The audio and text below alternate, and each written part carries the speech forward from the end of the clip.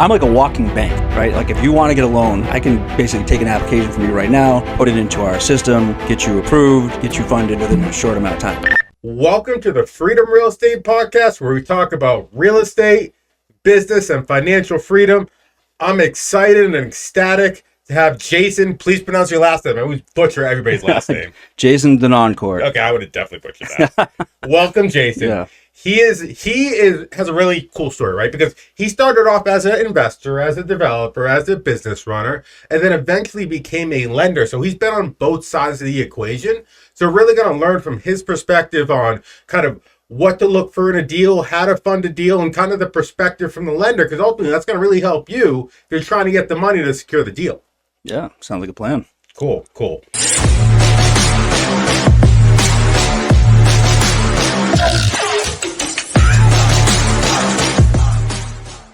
So Jason over here is the SVP at Renovo, one of the top hard money lenders in all of Massachusetts. He does a lot of volume.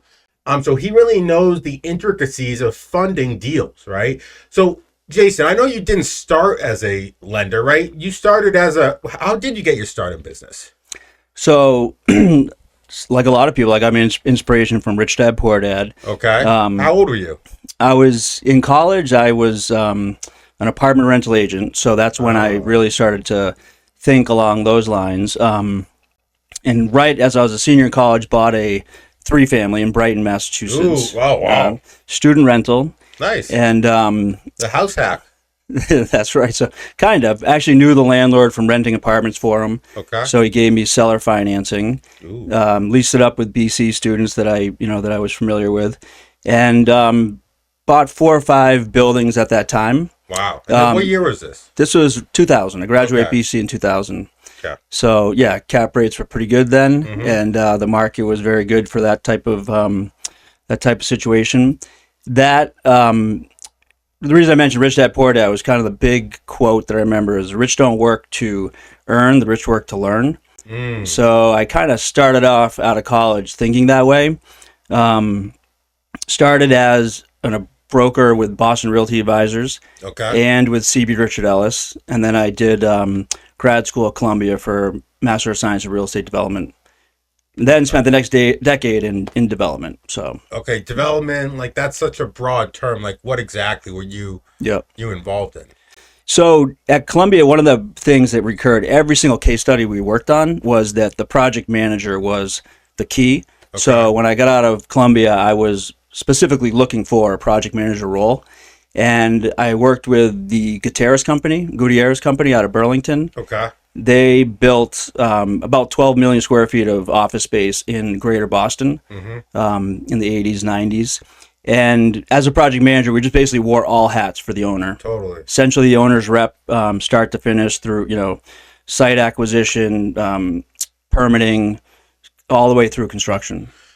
So you started off your journey in a very entrepreneurial role. You were leasing units. You had a decent amount of rental units under your belt. And then you decide you want to go the W-2 route, right? What was that shift? What was that thought process there?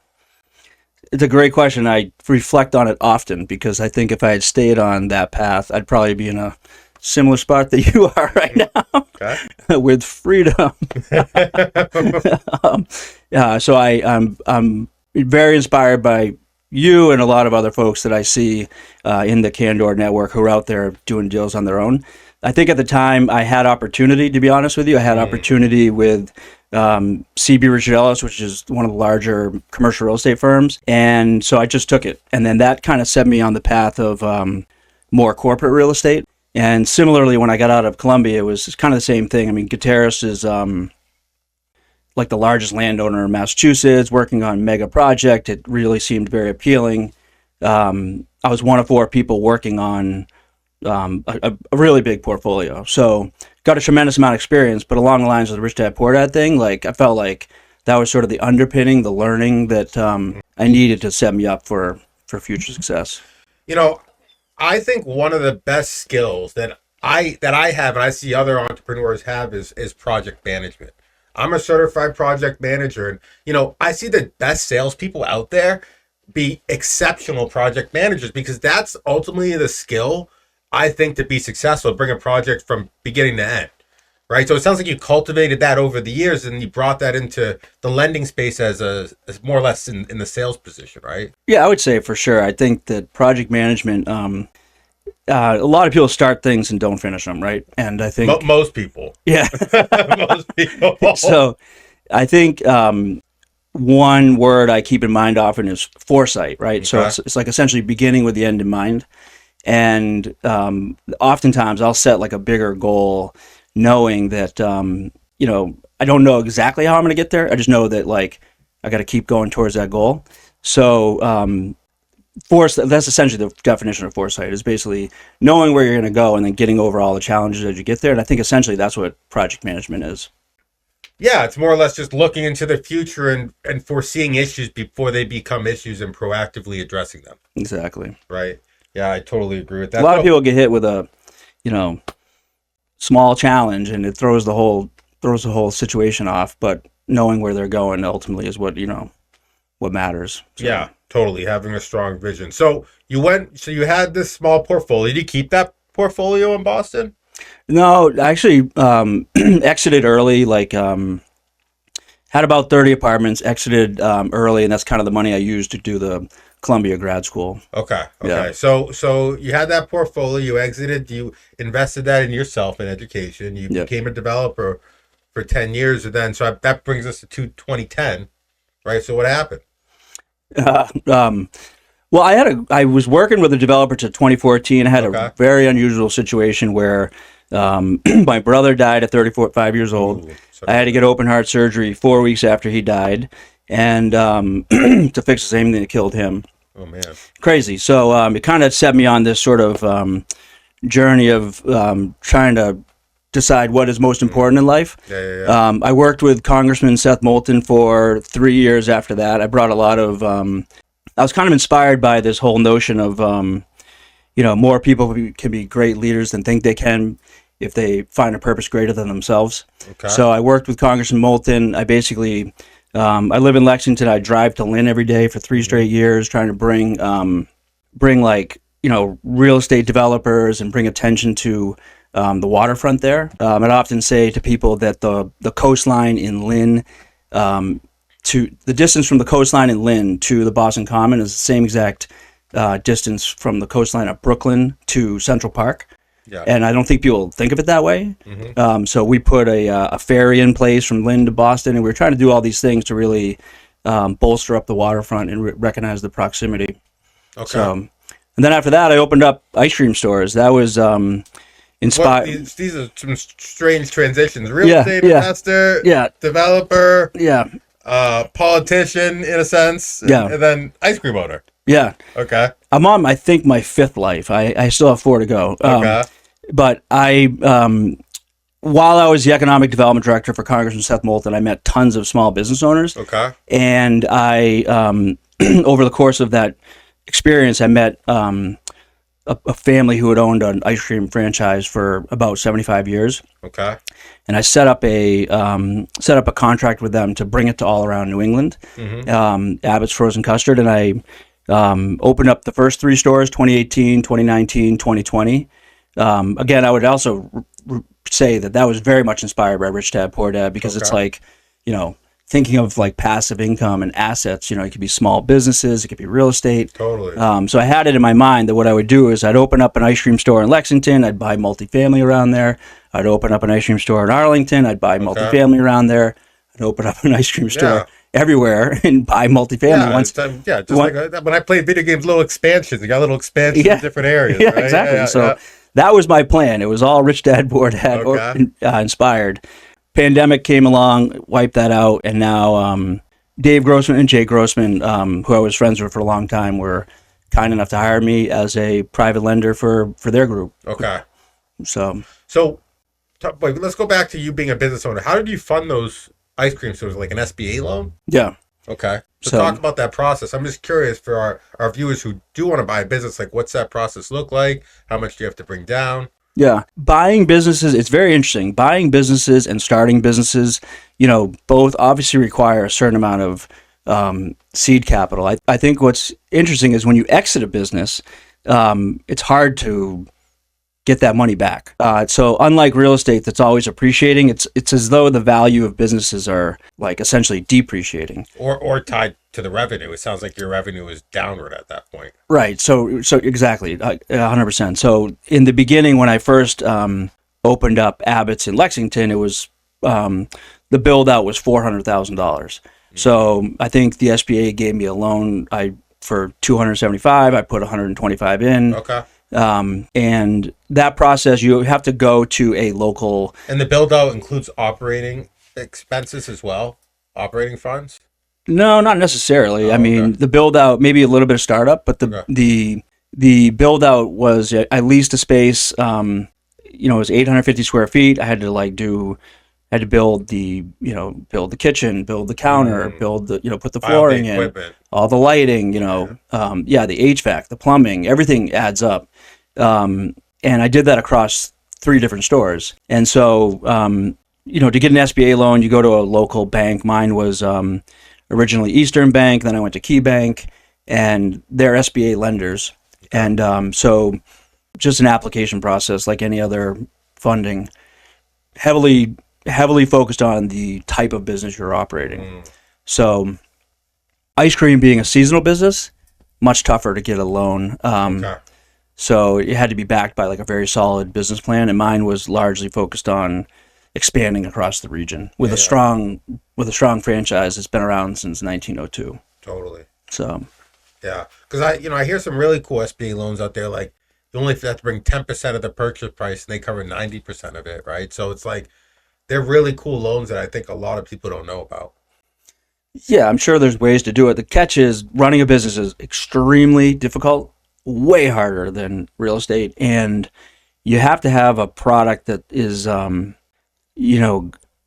just sustain it and be year round. I mean, your expenses don't go away the entire year. Your expenses in an operating business, you have your fixed expenses, then you have your variable expenses like labor.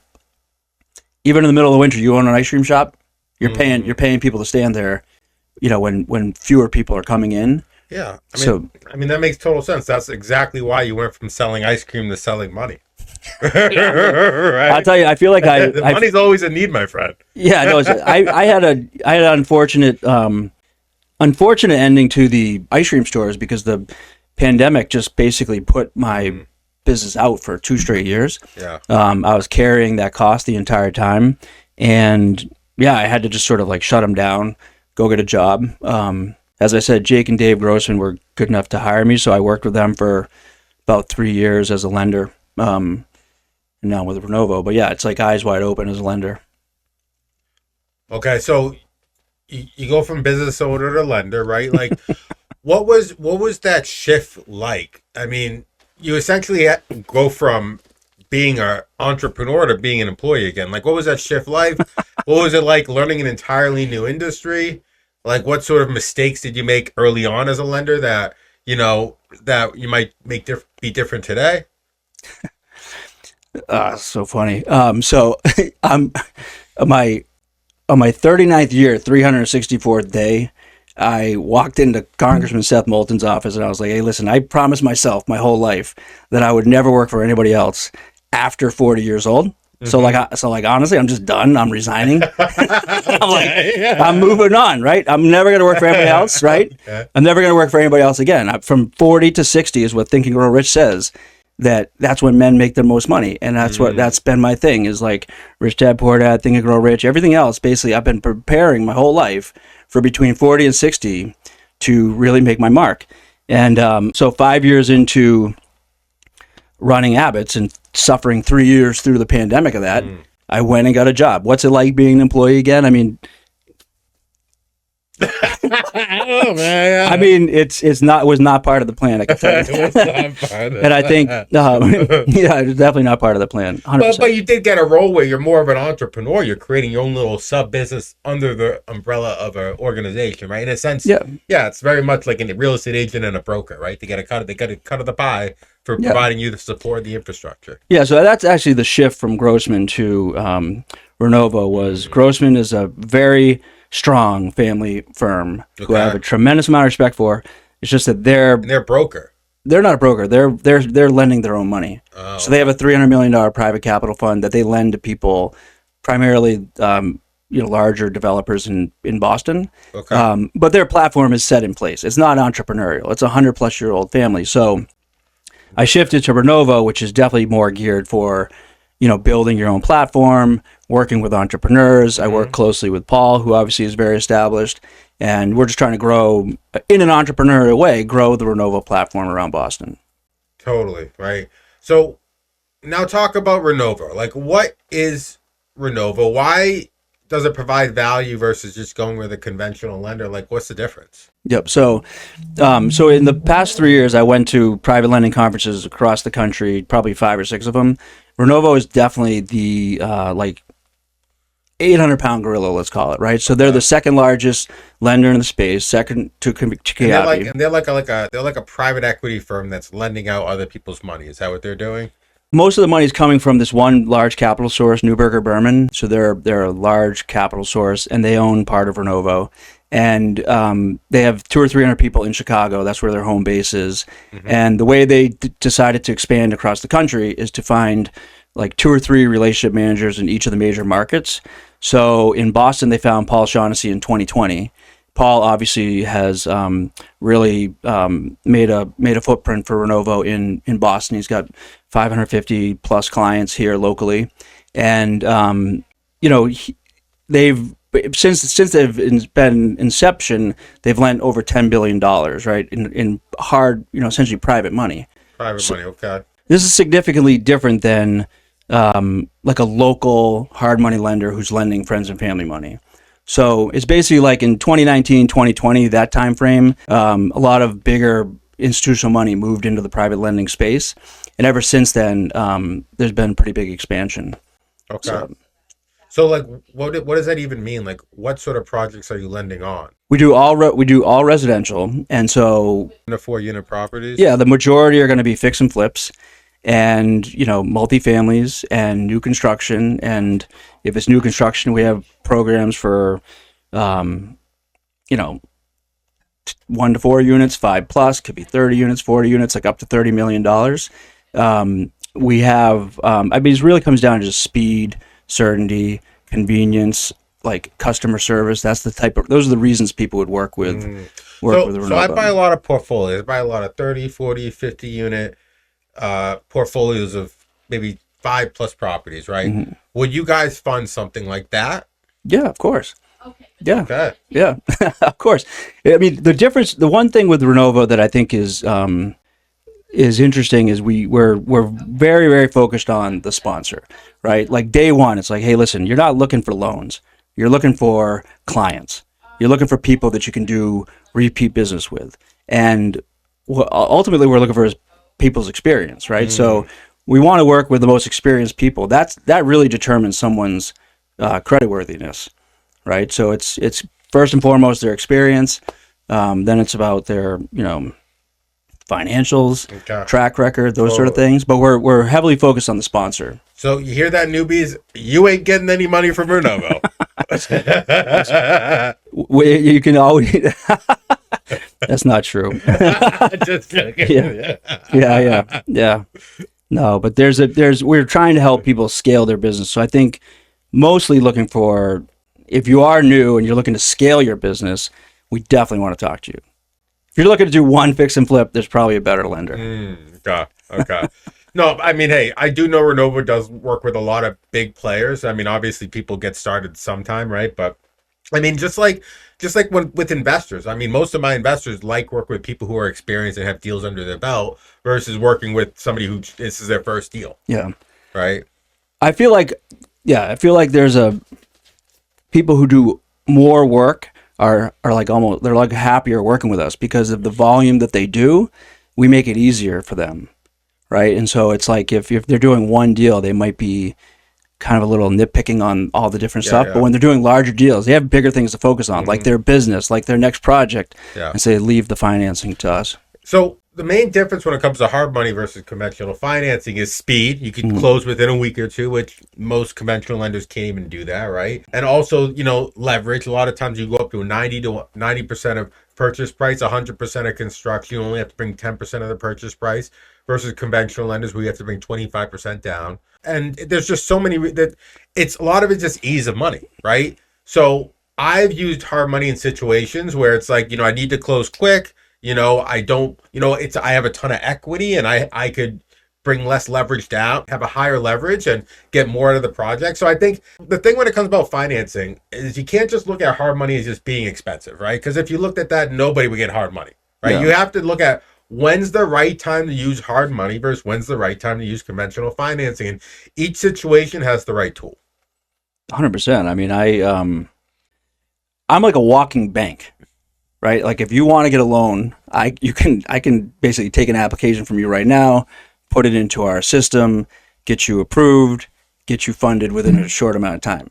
Meaning, like if you want. By the way, that should be like your new social manogram. I'm the walking bank. Like, dude, if you said that, people would be all over you, man. It's true. It's true though, because there's no Renovo branches, right? So like you have to talk to me, Paul Shaughnessy, Andrew Jamil in Boston. We are the representatives in New England for Renovo. So if you wanted to get any lending from us, you speak with us. And all we do is we take your app, we understand your background. We do what we call an artifact meeting where we understand your background and understand where you're trying to go.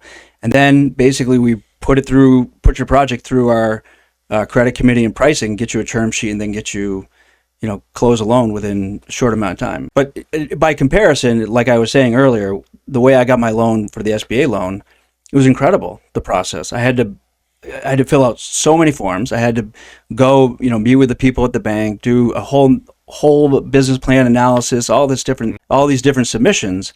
But when you're working with, a private lender, it should be a much easier process, especially if you have a relationship with them. So people like us, we align with people like you, create a relationship to make it a lot easier. The first time might be a little bit of more input, but after that, it's really easy. The walking bank. I just keep thinking about it. I'm a walking bank. So, I mean, at this point, you've probably done, how many deals have you done?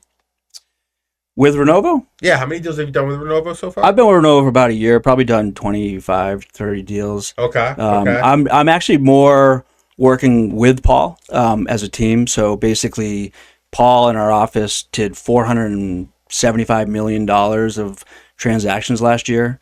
As I mentioned, 550 clients, and together we're trying to grow the presence in Boston. Totally. So I'm somewhat of like a outside relationship guy, and he's cranking away doing all the deals. But all the loans you've seen, like, what are some big mistakes you see from borrowers when it comes to getting a loan? I think that you have to realize that both sides want to make a transaction work. So I wouldn't say there's mistakes, but in a lending environment like what Renovo has, and some of these other larger lenders are similar, we're heavily focused on people's experience, specifically in the past 2 years, because institutional money recognizes that anybody who's transacted in the past 24 months, their experience, their knowledge, is all very real time relevant, right? Like they've done stuff recently. Totally. So if basically anybody who's done more than 5 flips or 5 transactions in the past 24 months is a top tier borrower, gets the best leverage, gets the best pricing. And I would just say that when I wouldn't say there's really any mistakes people make. It's just a matter of your presentation. Totally. So, I mean, I think, first of all, when it comes to real estate investing, I think painting the right narrative is very important, right? Mm-hmm. Painting the right narrative to your lender, painting the right narrative to your appraiser, mm-hmm. painting the right narrative to your investor, right?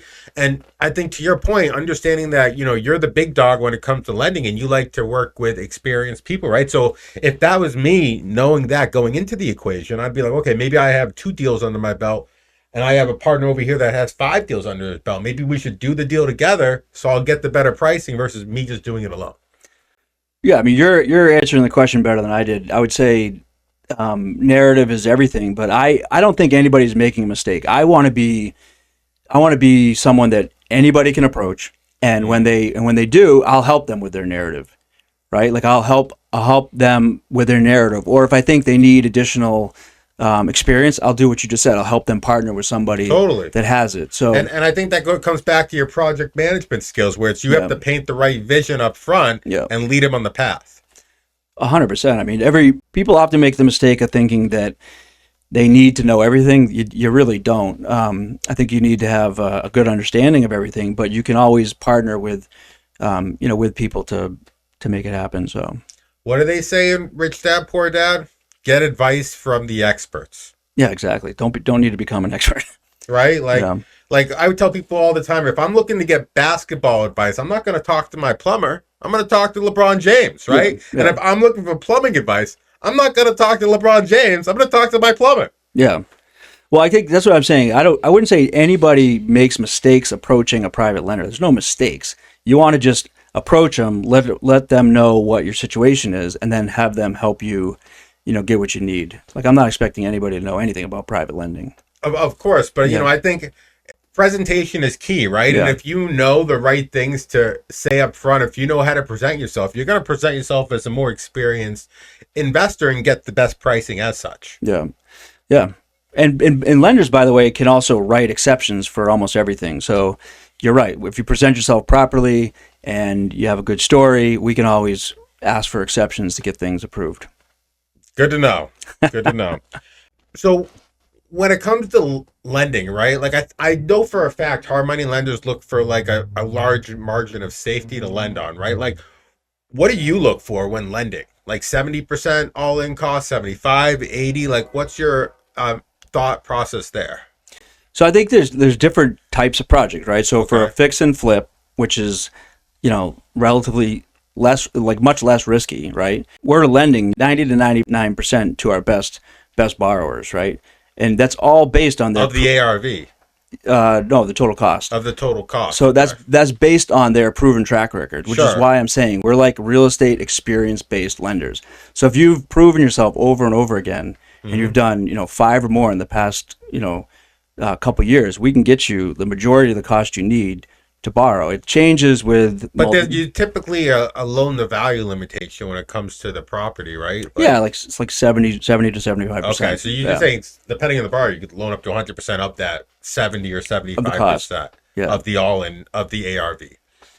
75% of the ARV, which is very different than the cost. The cost is purchase price and construction. Yep, purchase price plus construction cannot exceed that 75 ARV number. Yeah, we never get into like the quoting because it's like it's when you have a really experienced borrower, you feel very comfortable giving them a lot more.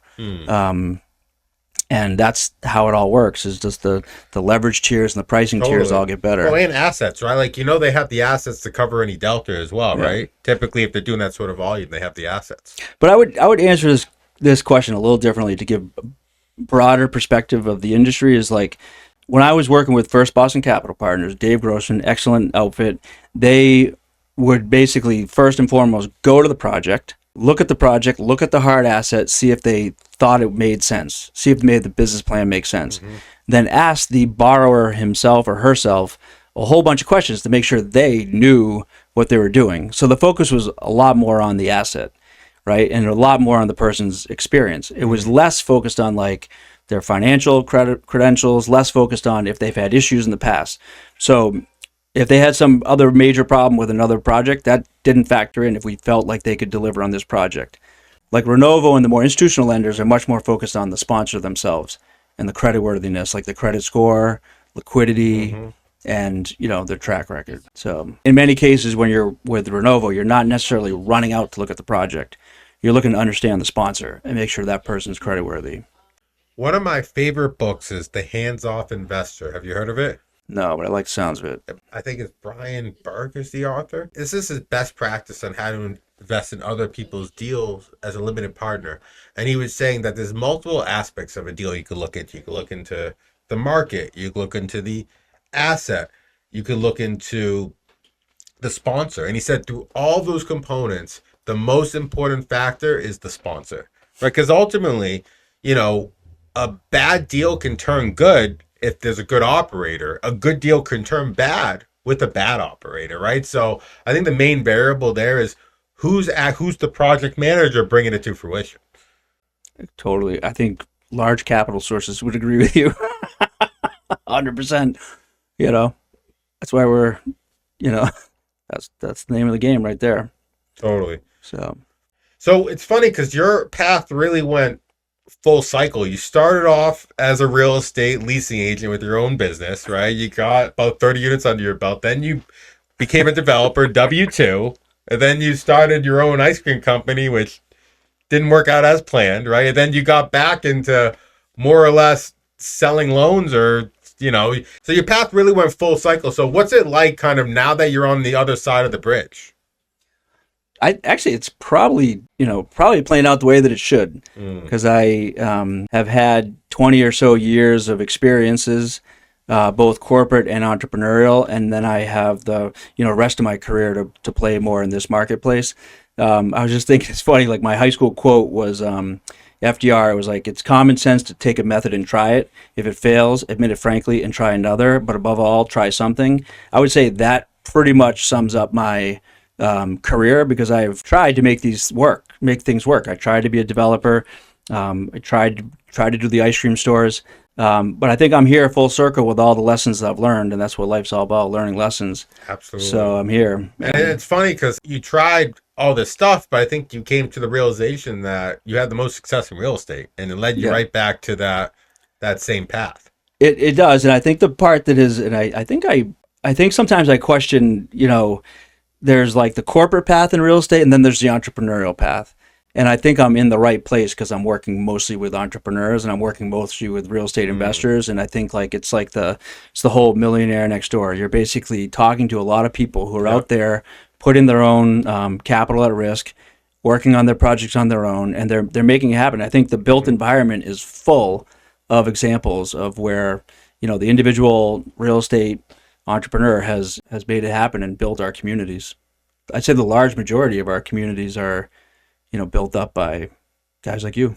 Well, I appreciate that. You're the average of the 5 people you associate yourself with. It's all coming back to Rich Dad Poor Dad. Everything. It all comes back to Rich Dad Poor Dad. I know. So now, when it comes to kind of just wrapping this up, I like to ask these same questions to all of my guests, right? If you give 3 pieces of advice to yourself, to your younger self, on how to be successful, what 3 pieces of advice would you give? Well, the one piece of advice that I remember getting early on that I think is true is like just picking one thing and sticking with it. So picking the industry of real estate and sticking with it. And I would say for the most part, I've done that. The one thing I would tell myself, I look around at some of my friends, like, P.T. Weinberg started Charles Gate, and he and I were apartment rental agents. I don't even know what that is. What's that? Charles Gate Management. They're apartment property management group. Okay. But he and I were apartment rental agents together, and he is stuck with the same thing. Chris Sauer at Cushman & Wakefield, he was an apartment rental agent with me. He's stuck with apartment brokerage for the past 25 years. Jason Weissman hired me right when I got out of college. Mm-hmm. He and I there was only 6 of us. We're above a Dunkin' Donuts with mice running around. Yeah. He's still doing the same thing. And all 3 of those guys basically stuck with the same thing. It's like that book, The One Thing. Yeah. I can't claim that I've done that, but I would definitely give myself that advice. I'm assuming they're very successful. All 3 of them are very, very successful. They're like mid-tier real estate entrepreneurial guys. They didn't go necessarily like full-blown corporate ivory tower style. They've been able to grow over the course of 20 years a portfolio of properties that they own and big businesses in real estate. Don't get shiny object syndrome. Stick to one thing. It's probably good advice. Number 1 piece. Just I got 2 more. What advice I give my younger self? Well, everybody always says save 10% of what you earn. I would definitely do that. Yeah. Okay. Save 10% of what you earn. Okay. No, I don't know. I would say that people always say, follow your passion. I think you have to be really smart about that statement. You have to be really thoughtful about that statement. And I think you have to basically you have to do what's best for you at that time and then build on it. Can't get ahead of yourself. You can't go chasing off like some big vision. You have to kind of just keep building one day, one block at a time.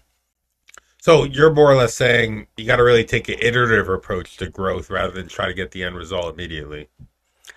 Well, I think sometimes my foresight gets in the way, probably. So if I think back to like the ice cream stores, the reason I did the ice cream stores was because I had the contract to build 40 of them, Oh, right? And if I had mastered one of them, I probably would still be selling ice cream. But it's like I went to store number 2 like within the same year. yeah. And I built out store number 2 in the same year. You didn't perfect before you grew. Yeah, no. And then I built out store number 3 in a year and a half. Yeah. Right. And so then I'm running between 3 stores trying to get, I had 150 employees, and I'd not mastered the first store. Yeah, exactly. And so I think like what I mean is like it's recognizing that a lot of the people we look up to got there over a long time. A lot of the people who appear to have it all figured out, like yourself, you didn't get to where you are right now in a week. It took you some years. It wasn't all at once, It's true. Yeah. True. And I had great mentors along the way that helped make it a lot easier for me. Yeah. Yeah. So was that 2 pieces of advice? He's got one more. You want like marital advice? Because I'm on my second Hey relationship. man, bottom of the barrel. Let's drink this port. I don't know. To be honest, I'm very good at giving advice for specific situations. Do you have kids? I have 3 kids. I'm sure you're great at giving advice to them. Yeah, no, my kids probably think that's all I do is give advice. But I think I'm more focused on like I would just say, I think the one thing that gets said to me a lot, advice that people say to me, is run your own race and comparison is the thief of joy. Totally. And I fall into that category all the time. I definitely often compare myself to others or think, had I done this differently, I would have been in a different situation. But like I said earlier, life is a bunch of lessons. Totally. And when you can take those lessons with you, and all you have is where you are now and to look forward. So the goal is to get 1% better every single day, right? And and you're judging. Your true judge is your prior self. Yeah, you 100%, and you have to work with what you got. Totally. So Totally. yeah. So, give us 3 books that changed your life that our audience should listen to. Yeah. So Tony Robbins, The Road Less Stupid. The Road Less Stupid or something like that. It's basically like by Keith Cunningham. And he basically built up a $100 million real estate portfolio, Okay. and he lost it all by doing basically stupid things. So I often use this quote quite a bit because I think that what people do all the day is they get ambitious. Yeah. Right. And so like yourself, what I know about you is you've acquired a bunch of multifamily. I don't know if you've built it, right? But acquiring and building is a different thing. I did not build it. Right. So I'm very bad at building. Well, you know that, right? So that's the road less stupid, right? There's a lot of people who buy some multifamily and then they think, oh, I'll go build it.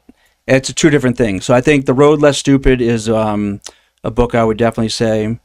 Well, obviously, Rich Dad Poor Dad. Yeah, I think that's a good book. Like 10X is easier than 2X. Oh, great book. Definitely one that I think is... Benjamin Hardy. I think everybody needs to think like that. And I think the biggest thing from that, in my mind, is doing what you're good at and finding other people who are doing what they're good at. I think that's kind of like with Renovo recently. I think we've sort of figured that out. Yeah. Well, that's the whole concept of a team. When you have a team with people, they have certain positions where they're good at, and they stay in there. Then the team does more together than you could do individually. Yeah. Right. So Andrew, I've heard a lot about you, seen so much of you on online. I'm thrilled to be here. To me, you're kind of famous. And I said to someone earlier, I remember when I first started with Renovo, you were someone I really wanted to meet. And here we are. This is truly evidence that we become what we think about because I'm here with you right now. So thrilled to be here. Can you tell me a little bit about how you got started, since we just had this conversation? I'd love to hear about how you got into the business and your transition from, I don't know if it was corporate world or what. If you can give me a little sense of that, it'd be great. Yeah, I think very much like you. I think my transition started with Rich Dad Poor Dad. I think prior to that, I literally like did not like rich people. I thought accumulating money was evil. So I don't know. Maybe it was ingrained for me. Like I don't know, but after I read that book, that opened my mind to the fact that like I thought about money the completely wrong way, and money was my access to freedom. Money was my access to the life that I wanted to create and live and provide value to the world. And that opened my eyes to the way I just thought about money the completely wrong way. So that being obviously a limiting belief, was that did you really like focus on that as something you wanted to change? I mean, how did that change for you? Like, how did you change this belief that rich people were evil? Well, what happened was I ingrained all the lessons I learned in Rich Dad Poor Dad into my life, right? And it went from me playing victimhood, blaming other people for my problems, and coming to the realization that I am the result of my problems. The only way to fix my problems is to fix me. Through practices like the Miracle Morning, through practices like, reading a ton of book on the niche that I wanted to learn, which was value add investing, in the form of finding a mentor, right? Like I took actions to change the avatar that I am to create the life that I wanted to live. What was there something from growing up that made you have that feeling, or was there so like which is like, I mean, what's your background growing up? Well, my background growing up, I grew up in like a middle class family. Like my stepdad was, a maintenance manager at a hotel. My mother was a teacher. So it was very much a middle class life. It was very much, I would definitely say a liberal sort of perspective, and I think that definitely, played a role into my development. Just the fact that, you came from a place of just single individualism was definitely downplayed. Mm-hmm. Got it. So I did hear on a former video, like you chose to move to Worcester to start your real estate investing. Where did that come from, or where did that inspiration to move to Worcester come from? So it came from pure frustration. That's where it came from. Absolute frustration. Like I was in the Boston market. I was trying to find a house hack. After losing 40 to 50 properties offers in Boston because it was simply out of my price range, I had to make a decision. Like if I want a multi, I got to find a multi in a different area. And there were certain areas that had a lot of multis. There was Worcester, there was Brockton, there was Fall River, there was Nashua, there was Manchester, right? And I just, out of all the available markets, Worcester made the most sense to me. But the only way that I could invest, because I didn't have a lot of money, was this thing called a house hack, right? I had to move into the property. So that required me to physically move from Boston, where I was living, where I was working, and uproot my entire life to Worcester, where I knew absolutely nobody. Interesting. And so how did the first property was a house hack, and then from there, what happened? Like how long did it take to like really get some momentum going? Oh, so I got that house hack, and I bought it with the line of credit from my primary residence, my condo in Boston. I got $200K line of credit, so used like $50K from that. And then my mentor was doing a syndication fund, and he needed money, and I had money on my line of credit. I think I was paying 3%. It was the height of COVID. He was offering a 15% return. So I simply took money from my line of credit, invested in a syndication, which sold a year later, and I doubled my money. And simultaneously, I bought the property right across the road with that line of credit as well. So I got to 7 units. Then I started the meetup, became an investor-focused agent, and kind of started syndicating and raising capital from there. When you started the meetup, you were really at that point in time, literally only like 7 units? I think I had maybe 11 at that point. Yeah, that's amazing, man. Yeah. That's cool. That's good to know. Yeah. I think in my first 2 years, I had 24 units. And how long ago was this? I've only been in the game 5 years. That's amazing. Yeah. So, okay. That's good. So how have you been able to grow faster than, obviously there's so many people who try and don't have that type of growth? What do you think is the difference? I would just say going all into personal development, going all into finding people who are 1, 2, 3 years ahead of you and emulating their best practices. Like ultimately, real estate is a repeatable path. People have done this path time and time and time again, right? And why recreate the wheel when the wheel's already created? You just got to find the source of where the wheel is. Yeah, totally. Are you an agent as well? I'm a number one agent at Candor. I'm an agent, yes. So like you have like, could you help me understand that? Like how do you balance basically agents, investing, and managing? Like from a personal standpoint, how do you look at those three responsibilities? Totally. Well, I think now as an agent, I more represent myself more than anything, right? And I have a team of agents that I help with. I help manage a lot of my leads. But yeah, I mean, I think ultimately being an agent is not the end goal because you're simply trading your time for money. My ultimate end goal was to become an investor. Being an agent started my trajectory to becoming an investor, but my ultimate goal is to own real estate and is to own assets to create the freedom I want to live the life I want. So with people who, when you're looking for agents, I mean, what would you tell them? Like, obviously they have a front row seat to finding opportunity. Totally. You're probably your mentorship. I would say being an agent is a cheat code to growing your real estate portfolio, right? You get first dibs at really good opportunities, right? You get commission money to buy more property, and then you get the access to the network you need to scale your portfolio in the form of contractors, in the form of lenders, in the form of mentors. Yeah. So if you were looking ahead 5 years, what does it look like for you? What does Andrew Freed look like in 5 years? Well, my goal is to syndicate 10,000 units, actively own 500 rental units, help 10,000 people reach financial independence, travel to 100 countries, be 185 and feel amazing, and start a family. That's my 10-year vision, so hopefully I'll be halfway there. That's amazing. I love it. I don't know, we'll see. That's good. I'd say that's amazing. That's good to keep that in mind. Is that 5 years or 10 years? That's pretty amazing. Well, that's my 10-year vision, so hopefully I'll be halfway there. Yeah, got it. Cool. Sounds good. So, hey, Jason, I really appreciate you coming on here. For people who want to learn more about you, where can they find you?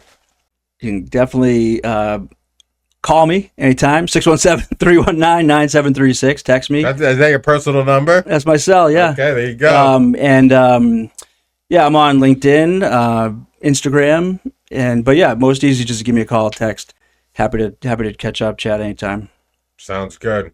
Well, thank you, Jason, for coming on the Freedom Real Estate Podcast. I hope you learned a ton about lending, about investing, about financial freedom. Definitely check it out. We have episodes every single week. Take care. Thank you.